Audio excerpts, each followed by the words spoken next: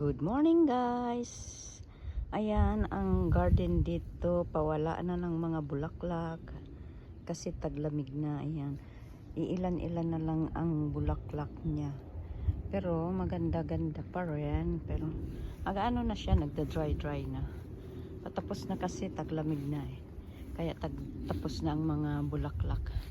Patapos ng mga bulaklak, iilan-ilan na lang ang meron. Ayan na lang, pero bagong tanim yan tinataniman nila ng bago para maganda ang, parang maganda, kunyari hindi na namamatay ang bulaklak. Ayan, konti na lang, paano na patapos na kasi pa-winter na kasi. Ayan ang natitirang bulaklak na lang dito sa garden.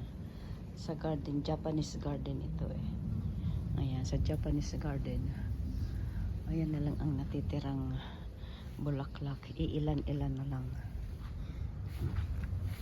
Dito lang ito sa Japanese garden. Okay, tapos mayroon ito nyug ba yan? Nyug. Bye bye. Okay, bye.